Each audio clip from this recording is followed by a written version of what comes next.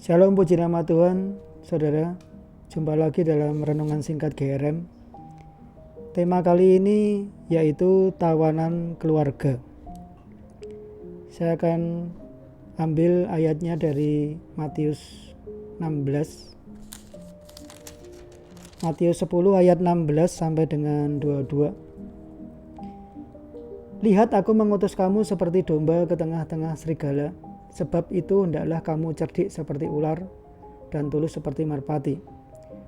Tetapi waspadalah terhadap semua orang, karena ada orang yang akan menyerahkan kamu kepada majelis agama, dan mereka akan menyesah kamu di rumah ibadatnya.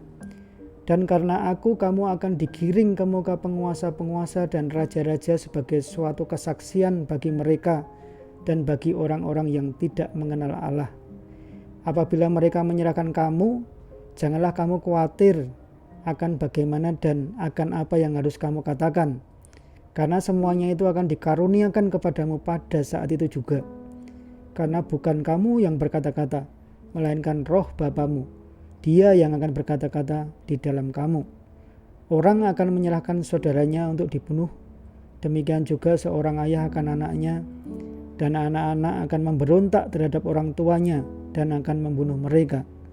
Dan kamu akan dibenci semua orang oleh karena namaku, tetapi orang yang bertahan sampai pada kesudahannya akan selamat. Mengerikan sekali gambaran yang disampaikan oleh Matius ini, saudara. Satu kondisi keadaan yang nanti akan terjadi di masa akhir zaman ini, saudara.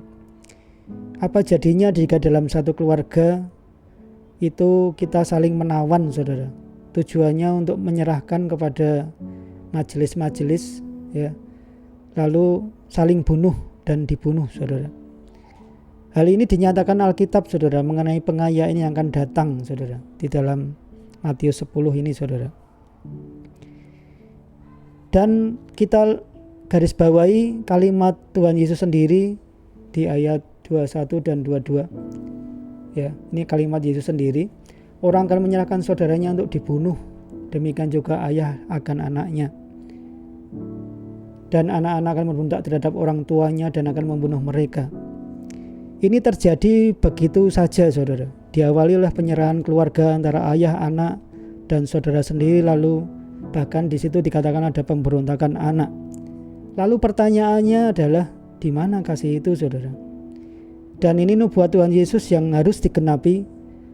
Kalau berbicara tentang kasih, kenapa itu bisa terjadi? Kalau itu terjadi pun kita sudah paham, saudara, bahwa dalam kondisi manusia akhir zaman, kasih kebanyakan orang itu sudah pudar, saudara.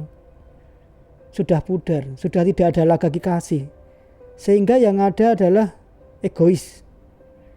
Di mana ketika terdesak seperti itu di akhir zaman, orang harus menyatakan imannya, orang harus dipaksa untuk memungkiri imannya, saudara. Itu akan ada saling bunuh, kebencian yang luar biasa, saudara. Tapi yang perlu kita persiapkan adalah kita tidak hanya sekedar menjaga hati, saudara.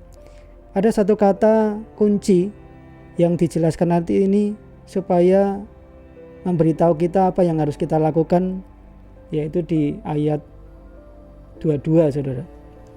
Dan kamu akan dibenci semua orang oleh karena namaku, tetapi orang yang bertahan sampai pada kesudahannya akan selamat. Orang Kristen akan dibenci oleh karena nama Tuhan, saudara, di akhir zaman itu, saudara. Tetapi dikatakan orang yang bertahan itu akan selamat, saudara. Arti bertahan di sini dalam bahasa Ibrani-nya yaitu hupomeno. Artinya tidak kabur, saudara, tidak lari, dan berpegang teguh pada iman di dalam Kristus. Jadi ketika kita punya iman teguh kepada Kristus, ketika itu terjadi, peristiwa yang mengerikan ini terjadi, saudara, maka Tuhan mengatakan akan selamat, saudara. Bertahan sampai pada kesudahannya. Mari kita berdoa supaya kita diberi hati yang teguh, tidak lari, tidak kabur, saudara. dan tetap punya iman di dalam Yesus, tidak menyangkal Dia ketika ini terjadi, saudara. Ketika kita di titik ini terjadi, kita menyangkal iman kita, maka kita tidak akan selamat, saudara.